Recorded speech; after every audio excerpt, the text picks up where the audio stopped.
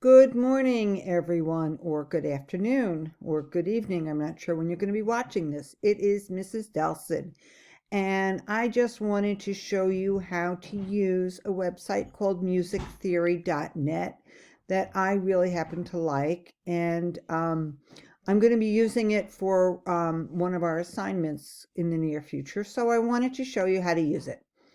So basically, it's musictheory.net. And you can see right here, that's the name of it. And for today, we're going to be going to exercises. And we're going to be going to note identification. Again, I'll go home and I'll show you. We're going to go to exercises and note identification.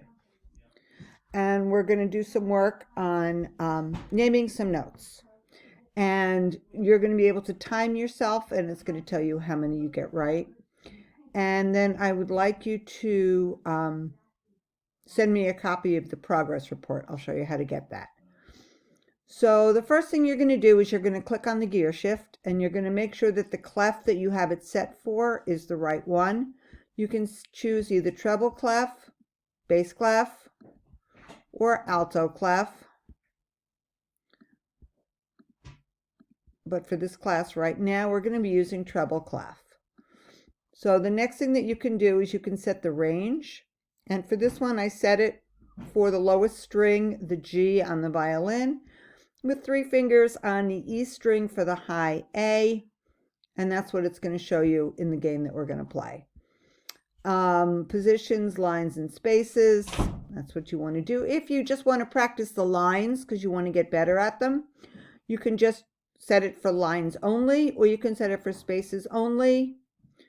Right now, I'm just going to do lines and spaces.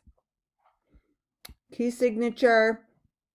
I'm not going to set any key signature, but if you wanted to make it more difficult for yourself, you could put a key signature in. Note names, we're going to use letters. And that's all that we're going to set when we customize it. So basically, the other thing, you have the 3 dots here. You can look there, and that's how you're going to reset your score. If you're done with the game and you want to start over again, you can put a timer in. I'd like you to have a timer. So make sure you have the timer going. If you have a problem, you can reveal the answer. You can skip a question. And down here, you can show your progress report. So this is going to tell you how you did on your game. What I'd like you to do is take a picture of that. You can either take a screenshot or actually use your phone to take a picture. You can sign the report to get a verification code. And that way I know how you've done, and you're going to be sending me your progress report. Okay, so I'm going to reset this game, and I'm going to show you how we play it. Reset score, reset. I have 0 on everything, and it's starting to count already. So this is going to be F, A, C, E. It's going to be an F with a sharp in front of it. Click on F sharp. E with a sharp in front of it. Every good boy deserves fudge. E sharp.